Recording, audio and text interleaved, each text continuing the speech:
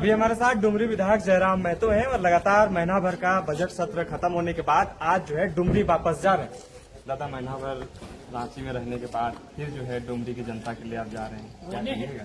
रांची छोड़ के जा रहे हैं, अच्छा नहीं लगता? जी अच्छा, देखिए कहीं भी आप अगर कंटिन्यू रहते हैं तो एक थोड़ा सा भावुक लम्हा होता है। और निस्संदेह एक महीना जो यहाँ पर व्यतीत हुआ, जिस प्रकार से हमारे मित्र उनके भगना यहाँ रहते हैं, उनके प्रकार जिस प्रकार से सेवाएं की गई, जितना संभव हो सका, कहीं ना कहीं आत्मीय पल है।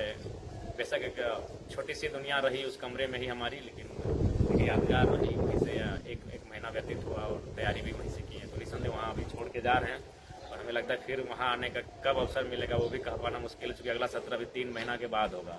उसके बाद जब होगा भी तो समय हमें लगता है कि हमें अपना आवास अलॉटमेंट हो चुका होगा विधायक के लिए, तो शायद यहाँ उस प्रकार से नहीं आ पाएंगे, लेकिन कभी कभार हो सके पाएंगे। आपको इस बार आवास वगैरह नहीं मिला, लेकिन दोस्त के वहाँ रुकना पड़ा, कितना ज्यादा परेशानी एक बार महीना भर रहने? परेशानी तो होगा, क्योंकि मान के चलिए इसी कारण एक महीना जो भी मेरे क्षेत्र से लोग आते थे या फिर कहीं से पलामू से कोल्हान से, तो उससे हम ग्राउंड में मिलते थे। हमको भी बुरा लगता था, वे लोग भी शायद शिकायत करते होंगे कि कैसे विधायक जी हैं रांची में मिलते नहीं है, तो कहाँ से मिलेंगे? ये अपार्टमेंट है, एक यहाँ सोसाइटी है और एक छोटा सा कमरा है। हम वे लोग 20-25 की संख्या में आते थे, तो संभव नहीं कि सबको हम इस अपार्टमेंट में ले पाएंगे। उसका लिफ्ट से ऊपर चढ़ना तो संभव ही नहीं था कि हम अपने समर्थकों को यहाँ तक ले आ सकते थे, तो इसीलिए हम भी नहीं मिल पाएंगे। मिले भी तो ग्राउंड में मिले, अगर वो आते थे तो हम बोलते थे प्रभत्तर मैदान में रहिए, हम वहीं आके मिलते हैं। हो सके बहुत किसी को बुरा भी लगा होगा हमारे इस व्यवहार से, लेकिन उसके लिए हम खेत प्रकट करते हैं, लेकिन हमारी मजबूरी थी।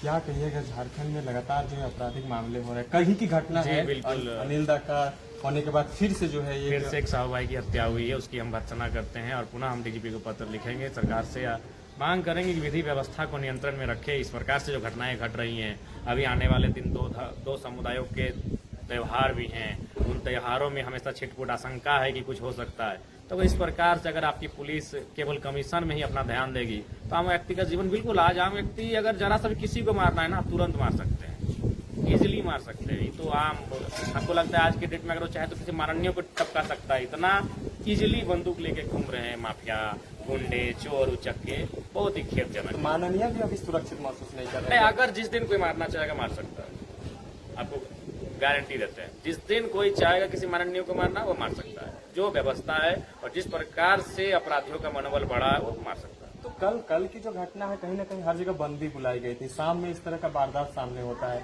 लॉ एंड ऑर्डर कहीं ना कहीं पुलिस प्रशासनिक द्वारा जो है उस चीज का मेंटेन किया जा रहा था, लेकिन फिर भी जो है इस तरह से अपराधियों का मनोबल, अपराधियों ने तो आपको तमाचा मार दिया कि अब झारखंड बंदी बुलाया गया हत्या के खिलाफ में, लगातार पुलिस प्रशासन को पे बात होने लगी, आलोचना होने लगी। उसके बाद दूसरे दिन भी उन्होंने फिर हत्या कर दिया।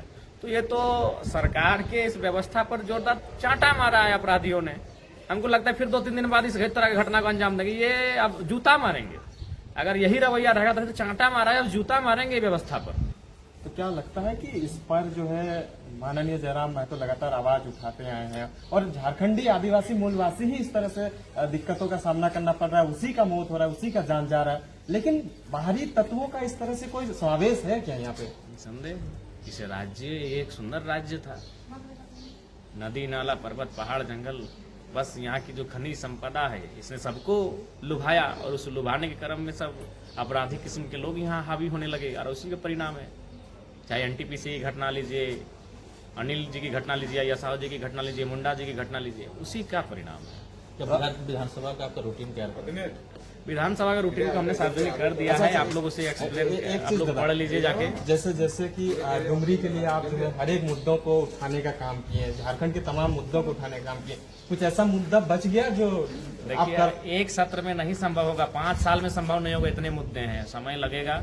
बजट सत्र साल में एक बार होता है जिसमें आपको पर्याप्त समय मिलता है। इसके बाद जो सत्र वो 5 दिन का ही होगा, उसे तो समझने में ही खत्म हो जाएगा। तो एक साल में आपको 1 महीना का एक ही सत्र होता है, बजट सत्र, जिसमें आपको राज्य के मुद्दों को, क्षेत्र के मुद्दों को रखने का बहुत अच्छा अवसर मिलता है और उस अवसर को मिस नहीं किए। शून्यकाल हमको लगता है कि 19 या 20 दिन जो चला उसमें हमें लगता है कि शून्यकाल हम 17 या 18 दिन शून्यकाल दिए। 2 दिन हमारा लेट हो गया, हम 12 बजे रात को आए, फिर भी देखिए विधायक लोग जमा कर दिए थे। एक अंतिम सवाल रहेगा, पहले जनता दरबार लगाते थे, टाइगर ने एक जो है चीजें चलाया था डुमरी में कि हर रोज जो है जनता दरबार जनताओं का समस्या का सुनने का काम कर रहे थे।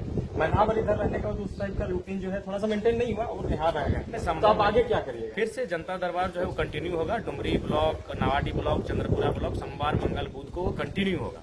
उसके बाद जो 4 दिन बचेगा, उसके बाद बाकी जो, चूंकि बेशक हम विधायक डुमरी का है लेकिन हम इस राज्य का भी चेहरा है, फिर हमें मांडू, रामगढ़, गुमिया, बेरमो, सिंदरी, निरसा तमाम क्षेत्रों का भ्रमण करना है। तो लिहाजा 3 दिन कंटिन्यू अपने क्षेत्र में रहेंगे, फिर बाकी दिन पार्टी के तमाम सदस्यों को, कार्यकर्ताओं को क्या कुछ संदेश रहेगा? तमाम नहीं, झारखंडवासी संदेश को? नहीं। इस बार जब हम घर जाएंगे तो अप्रैल महीने से हम खुद एज ए केंद्र अध्यक्ष, उस समय विधायक नहीं, एक केंद्र अध्यक्ष होने के नाते हम प्रत्येक जिला में हमारी उपस्थिति रहेगी और अपनी उपस्थिति में पूरे राज्य में जो सदस्यता अभियान है उसकी संचालन में भूमिका निभाएंगे। प्राकृतिक पर्व सरहुल का एक जो है त्योहार आ रहा है, नहीं, इसको लेकर मैं बिल्कुल आपके चैनल के माध्यम से प्राकृतिक पर्व सरहुल, ईद, रामनवमी, तमाम पर्वों की शुभकामनाएं और सभी एक दूसरे के साथ मिलकर त्योहारों को मनाएं, ये हमारी बहुत बहुत धन्यवाद।